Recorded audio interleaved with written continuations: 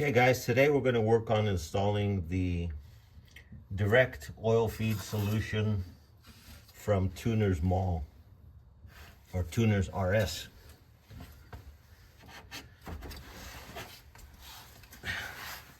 First, before we install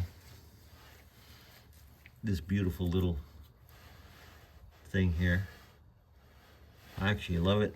I think it's a great solution. I've done a little research on it, and according to tuners and the people I've spoken to over there, some of these cars that have been fitted with this direct oil feed for the IMS, they have 200,000 and 300,000 miles on them.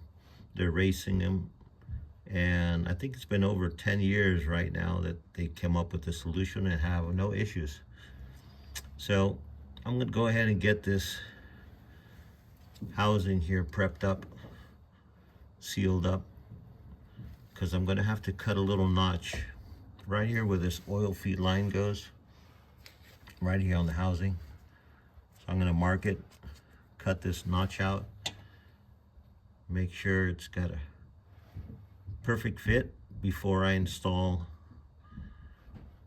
the IMS bearing and everything. So I'm going to get this all prepped up and we'll continue. So what I did here, I put in that aluminum tape to seal up the IMS hole right there so nothing gets into the engine. And I took these bolts from the old IMS cover. I cut the head off and I kind of rounded them up, and I'm going to put them in these holes here. I hope you guys could see it.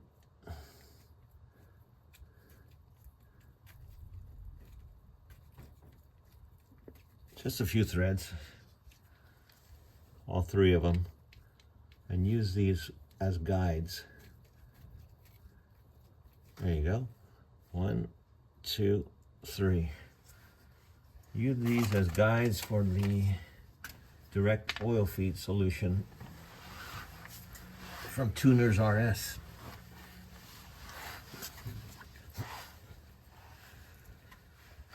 Now I'm going to take the cover here, line it up according to where these holes are supposed to be. Right about there.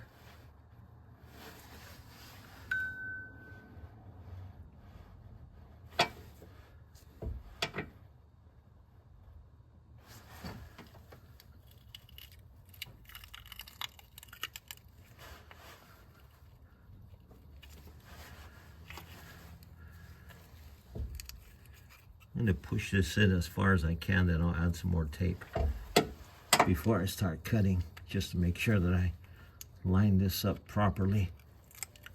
Right there.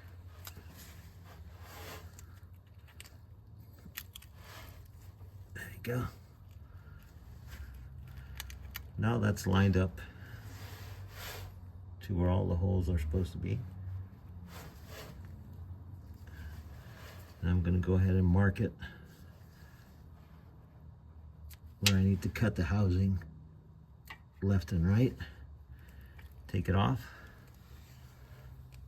There are my two marks there.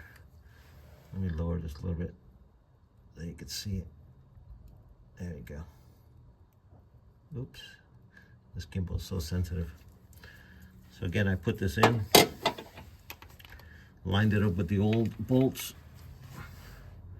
right there, and I marked it both on the right and the left side according to where this needs to be cut. And I'm going to add a little bit more tape here because when I pushed in this this cover, kind of pulled the tape in a little bit all the way around. So let me do that, then I'll go get the saw and cut it. So after marking where I need the direct oil feed, this is aluminum. So if you have a saw, you could probably use it especially if it's a variable speed saw. But I found that if you just have a hacksaw blade, it seems to go pretty fast. I've already got in about 1/4 of an inch,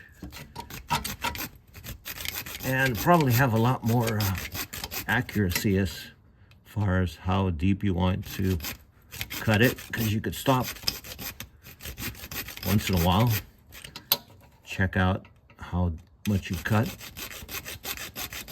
and then continue. It's really easy. I've already gone in about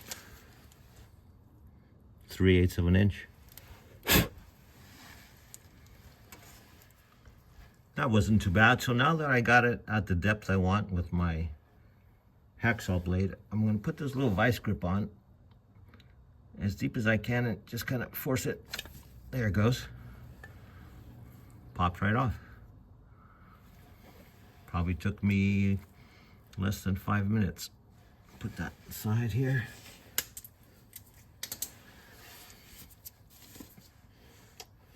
So then I'm going to,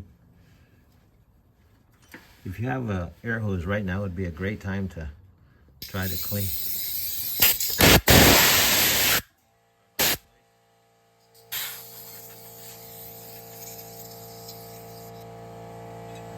Blow away all the little shavings.